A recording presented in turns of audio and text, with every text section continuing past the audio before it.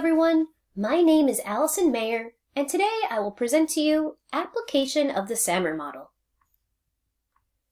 As a clinical instructor in the past, my fundamental students were responsible for completing a weekly self-evaluation after each clinical session.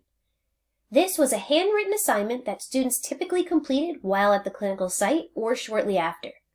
Students then had 48 hours from the end of clinical to complete and hand in the evaluation to the instructor. This assignment encouraged students to reflect on their performance, apply theory to practice, and identify their strengths and weaknesses. I've included the questions the students were asked to complete on this slide for you to read over.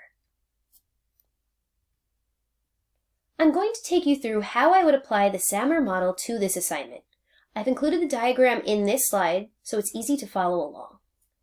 First, we have substitution.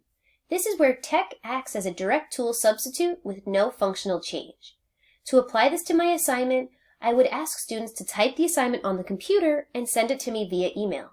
Here, there's no real change to the assignment, but students are incorporating the computer. This means they would now leave the clinical site and have more time to reflect on the experience before typing up their self-evaluation.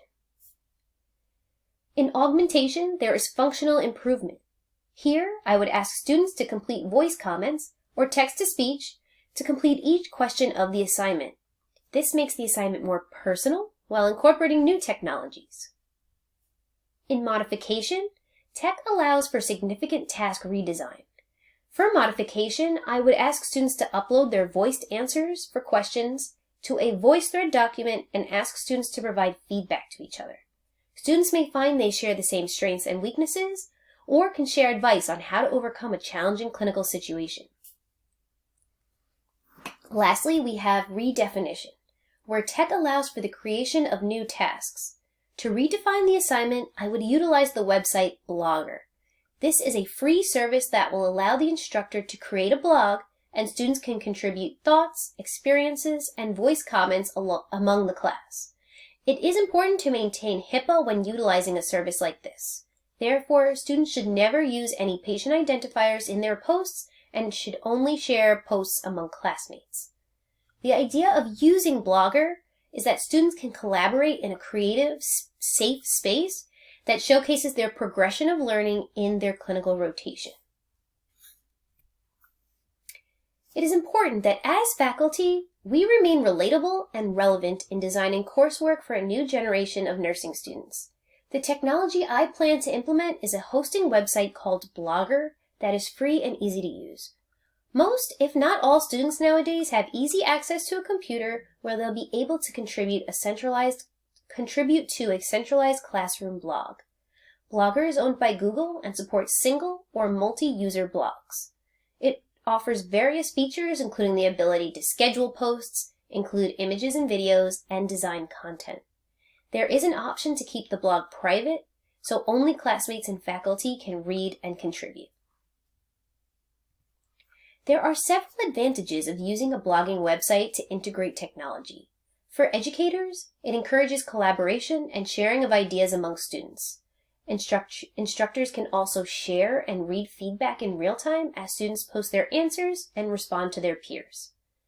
I feel that integrating technology increases students' motivation to learn, as technology is a huge part of their daily life and promotes autonomy for them to contribute to learning.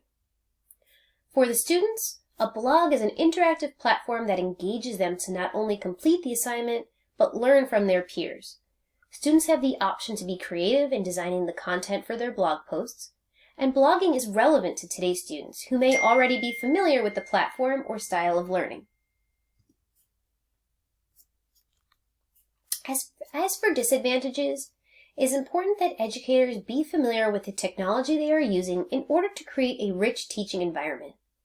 As per Raposo et al. 2020, educators who are not comfortable or are not convinced new technologies will add value to learning should not implement them.